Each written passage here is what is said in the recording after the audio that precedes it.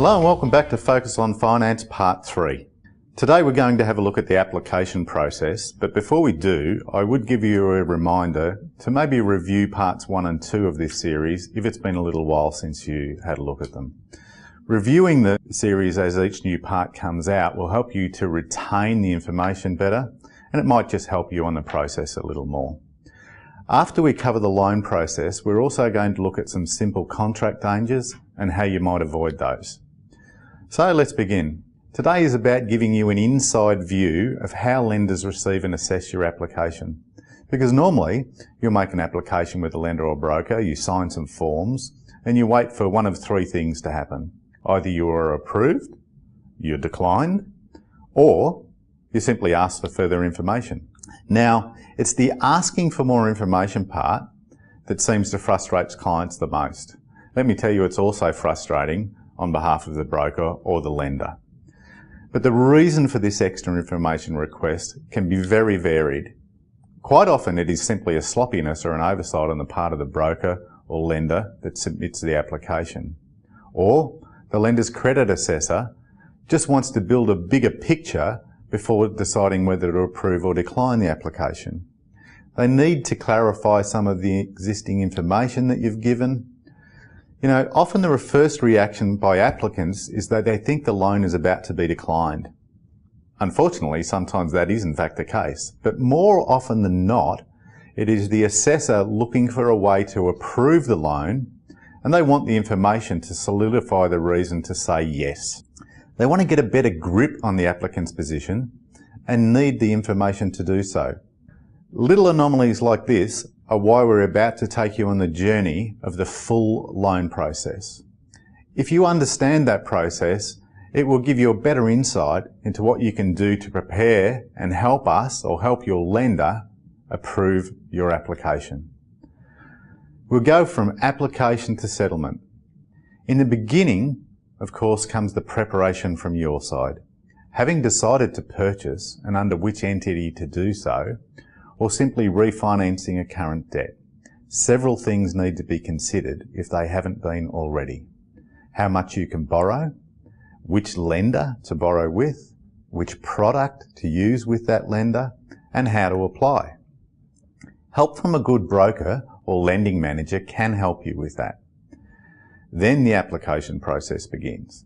But beware, preparation for an application can mean the difference in the application being declined or approved. How should an application be done? Well, we can only show you how we do it and how we believe everybody should do it. Many times we've seen applications declined by lenders, either submitted by their own team or brokers. And they're declined simply due to a lack of knowledge, sloppiness or laziness on the part of the person lodging the application for the borrower or the lender's person taking the application. Only to find that when that application is submitted correctly, it is approved and often back with the same lender who initially declined it. The problem there, however, is that sometimes you will need to wait a few months as the lender has already said no and they may not immediately reconsider the application. Now, fortunately, that doesn't happen often. But do you want to take the risk with your application? You need to make sure your application is properly prepared and submitted. So we're going to go through how we think that should be done. After your initial interview and making a decision on a lender and product, a good loan advisor will ask you to provide a series of documents. Now, this may include many things: income evidence, payslips, tax returns, tax notices, bonus or overtime evidence, rental statements, employment letters, employment contracts, current statements and recent histories of any debts. Now, those debts may include credit cards, mortgages, personal loans, leases, lines of credit, overdrafts. Evidence may also need to be provided for limits available on any as yet unused credit facility, such as additional credit cards.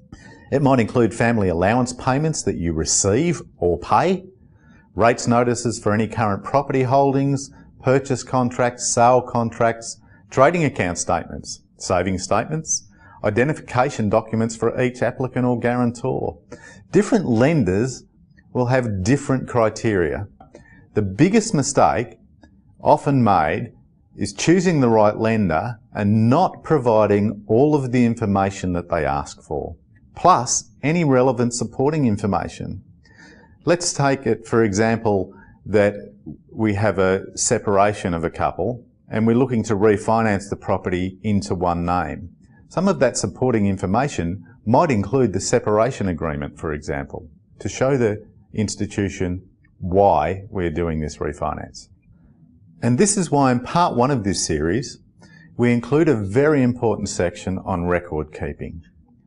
Just telling a lender something will not cut it.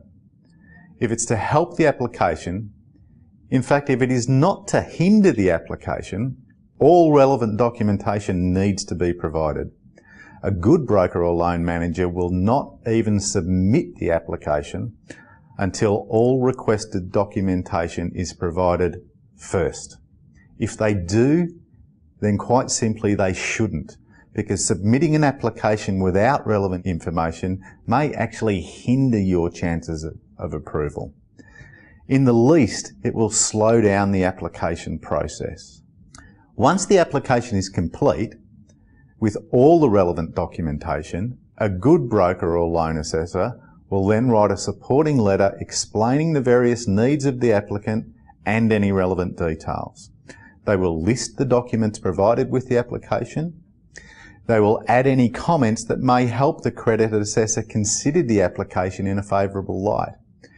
This supporting letter I always call the submission details. Now make no mistake, a good quality application with all supporting documentation goes a very long way toward getting that application approved. The submission details, however, can be the defining difference. It can either break the camel's back or get the deal over the line. There is something I tell all brokers that I train, and that is that the credit assessor has not sat and interviewed the client. The submission details is what tells the credit assessor the story. Now, it doesn't need to be War and Peace, but it needs to put the credit assessor in the picture. Applications are received by lenders in various ways. They might be faxed, they might be paper-based and posted, scanned and emailed, or fully lodged online.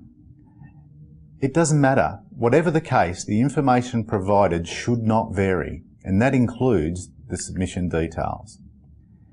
In part 2 of this series, we spoke of pre-approvals. Now, for a proper pre-approval, the process will be exactly the same. Don't have your application declined just because of a lack of documentation or the person processing the application is simply too lazy or lacking the knowledge to put it together properly. Even in our business, we have different people with different expertise for different lending scenarios. Make sure whoever is doing yours has the expertise that you need. But knowledge only helps if it's used correctly. Now, even if someone is relatively new, as long as they have the expertise around them to call on, sometimes they can be better than a person who's been in lending a long time that does not have that support. It's hard for one person to know everything. I know I don't, and be an expert in all areas. The team surrounding them, however, like my team, is just as important. Experience can be an advantage, but it's not a guarantee. So how do we find a good broker or a good loan assessor, good loan manager? Well, some things never change. Simply referral is the best way. Look, it's still never a guarantee, but it's the best way to start.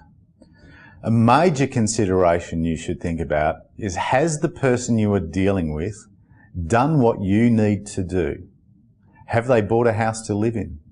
Have they invested in property? Have they applied for property finance? In my opinion, a person needs to have personally gone through the experience of applying for finance themselves. They need to be able to have this experience to have empathy with the client they are dealing with. For example, would you take driving lessons from someone who's never driven before? I wouldn't. But back to the loan process. An important point is, don't try and hide things. A past default, for example, will be found. If not declared up front, it looks worse. Tell your broker or lending manager everything. They will know what's relevant. It's better to cover it in the loan submission at the beginning before a lender asks for an explanation. And remember that site we've looked at before, mycreditfile.com.au, can be a good place for you to start, getting a copy of your own personal credit file. Remember that lenders want to lend money. That's their business. We just need to give them the tools and the reasons to say yes. So moving on now. So far, the two steps we have covered are 1. Correct and full documentation based on a particular lender's requirements. And 2. Correct preparation and submission of the application and those supporting documents. And here I'd like to cover a few questions often asked by applicants when we are doing their loans. And the first one that comes to mind is when I ask a client for more information, they go, "Why do they need that?" Well, the simple answer is because they do. In short, if a lender asks you to provide it, then you need to provide it. Another question often asked is, can you put the application in without that and I'll get it later? No. Simple answer again. Putting the application in without the requested information will just slow it down. An application might take 2 or 3 days to get picked up by a lender for assessment. Now, the first thing they do when they pick it up is they have a look at all the information and see if what they asked for is there. If it's not, it goes back to the bottom of the pile. They ask you for the information, you send in the information and wait another 2 or 3 days before they pick it up again and have a look at it. Another question, again, is why are they asking for more information? Often the immediate response by people is panic. People think that the loan is about to be declined. But in fact, sometimes them asking for more information is a good sign. It can often mean that a lender has seen enough merit in the deal to look closer and want this information to make sure they are comfortable to approve the application. Or a client says, "What if I can't supply that information?" Well, unfortunately, that will often mean that the application might be declined, unless a very good reason, and a credible one, acceptable to the lender, is provided. Another question often asked, surely the lender can tell that I can afford it. They can see what I own already and that I've paid my loans in the past. I'm really sorry, but no. While past history is important, a lender is providing this loan based on your future capacity to pay, not your history. If your history is bad though, then you will have a battle. All mightn't be lost, but options might well be limited. Now obviously that only covers some of the basic questions. The simple thing is never be afraid to ask your broker or loan advisor questions.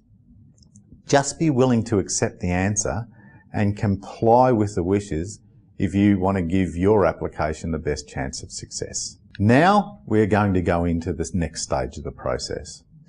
Now while there were small variances with each lender, once prepared and submitted properly, the process will be very similar with each lender.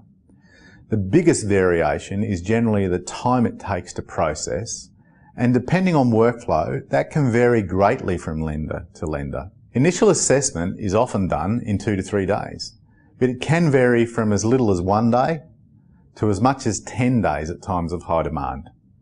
The first check a lender will make is to see if all the supporting documents are supplied. And if not, as I said, it'll stop right there. And a request for more information, you will go to the bottom of the pile. But once all the information is received and checked, the assessment team will look at a number of areas. Has the service capacity been met in the eyes of the lender? Meaning, do you have enough income to service the debt? Does the funding use meet that lender's guidelines? Are the documents provided clear and legible? They will look at the repayment of existing credit and see whether that's satisfactory. They'll look at and see if your identification has been established, that the structure of the application is explained and noted. Once this has been covered, they will move on to other preliminary checks. They will check your credit file. on the Credit Reference Association of Australia, and that's why I say getting a copy of your credit file and having a look at it can help you in the beginning. They'll check if you have any directorships, and if needed, they'll do checks on those companies' credit files. They may do employment checks. They'll look at your lending history based on your credit report. Every time you apply for any sort of finance, it is flagged on your credit report. So if you've made 6 applications for one mortgage in the last month, that's going to show every time. Now, depending on the outcome of those checks, the lender may, in fact, ask questions, and they may even check further. And just at the risk of repeating myself, a properly submitted application with all supporting documents and a thorough explanation of the structure and requirements goes a very long way to getting the application approved. The object of the loan submission is to answer the credit assessor's questions before he asks them. He or she, I should say, asks them. It should be concise and to the point, but as I said, not the next edition of War and Peace. Now, once the initial assessment team has looked at the application, a few things can happen. They might forward it to Senior Credit with a recommendation for approval. They might forward it for further assessment if they are unsure of any aspect of the application. They may ask for more information, as I've said, and this can be anything from further documents to a further explanation. Or they might simply conditionally approve the application, or they might decline the application. If it is forwarded to a Senior Credit, it will be checked and assessed for full approval. At this time, they could still possibly ask for more information. And as mentioned earlier, this isn't necessarily a negative. They just might be searching for a reason to do the deal. If the information can be satisfactorily supplied, you are likely well on your way to approval. If not, though, you are well on your way to being declined. So, if you're asked for extra information, just supply it if you can, and don't sweat on it. Remember, lenders want to lend. They just need the right reasons to say yes. And fortunately, the majority of applications are fairly straightforward. When they're put together correctly and presented the right way, it can just mean smooth sailing. Remember though, things take time and processes need to be followed. Comply with requests and allow the process to happen. A good broker or loan advisor will keep you updated throughout the process. So, let's take the positive and say that your application is approved. What now? Well, simply the lender notifies the borrower or the broker, and a lender's legal team is asked to prepare mortgage documents. Now, depending on the complexity, this can take a couple of days to a couple of weeks. Prepared documents are then forwarded to the borrower for signing, and these need to be completed and returned quickly. Please take note here that once you sign and return those documents, you are committing to proceed with the application, because up until now it has simply been that, an application. Once documents are signed and returned, the settlement process then begins. For a purchase, the lender's settlement team will work with your settlement agent, solicitor or conveyancing agent, toward the transfer of the property into the purchasing entity's name. Together, they will deal with a registration of titles, a transfer of the monies to the correct parties, setting up of accounts, etc. But your broker or loan advisor should liaise with them and keep you up to date during this process. For a property refinance, generally a solicitor, conveyancing agent or settlement agent isn't required, unless, for instance, a separation agreement is part of the process and distribution of funds need to be controlled. A discharge of mortgage will be completed for the outgoing lender, and the new lender will then organise a payout and transfer of the title to them. Now, be prepared for some delays here, because outgoing lenders never seem to be in as much of a hurry as you are. Refinances can take anywhere between 2 and 8 weeks, and that's after signed documents are returned. It can be even longer for some complex deals. But again, a good broker or lender will keep you abreast of the progress, or unfortunately at times, a lack of progress. Now, to summarise a basic loan process, let's look at what we have. We have a client interview to establish a product and lender. We have the collation of required information and the signing of an application. We have application and submission that are then forwarded to the lender. An assessment team checks the initial details, and a credit team then assesses and hopefully approves the full application. Mortgage documents are prepared and forwarded. Signed documents are then returned to the lender, and the settle process is prepared. Settlement occurs, and as you can see, even a simple application can take time, so be patient. Look for a good lender or broker that will keep you informed. Now that the basics have been covered, some tips that can make the application process smoother, or if you like, some contract dangers that you should look out for. Starting with, if your name is John Bruce Smith, then don't just put John Smith on the contract. You must clearly define any purchasing entity. For example, Wally World Proprietary Limited as trustee for the Fox Family Trust. Put the whole wording of the purchasing entity, be that your name or a company and trust situation. You must clearly note a settlement date on the contract. Don't take the risk of just doing 30, 60 or 90 days. What if you do 30, 60 or 90 days and it falls on a Saturday or Sunday? While people presume that settlement will then take place on the Friday, it's not always the case. The only way to get a specific date for settlement is to specify that date on the purchase contract. List the details of your solicitor or conveyancing agent on the contract if possible. This will make the process for the agent and settlement that much easier. Also for your broker or lender. Include full address details of you, of the seller, and of the property in question. Don't abbreviate. Use full details of the selling agent and make sure they are listed on the contract, and the vendor's legal representation, as well as yours. Also, clearly note any special conditions and the date that those conditions need to be met by. For example, if your contract is subject to finance approval, put the date that that approval is to be obtained by. Put the date any balance of deposit is due and payable. I'll say again, specify a settlement date, not just a number of days. If there's a building or pest inspection involved, make sure you date that this must be completed by.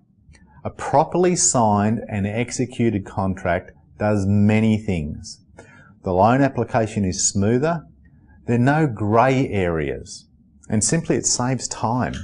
Simple mistakes or omissions can add unnecessary delays, even as simple as spelling a name the wrong way.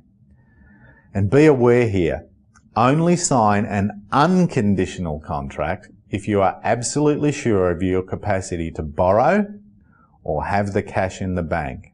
Remember, a pre-approval is not a guarantee of finance. If you are in doubt, consult again with your experienced broker or your lending manager. And look, good ones are only too ready to help. I'd like to take this opportunity now to thank you for your attention and hope that you have a better understanding of the loan process. In part 4 of this series, we're going to cover some further topics. We're going to cover loan types and some interest options. We'll take a closer look at negative and positive gearing and an understanding of many of the options that go toward making an educated choice with positive and negative gearing. But until then, thanks again, and I'll see you in part 4.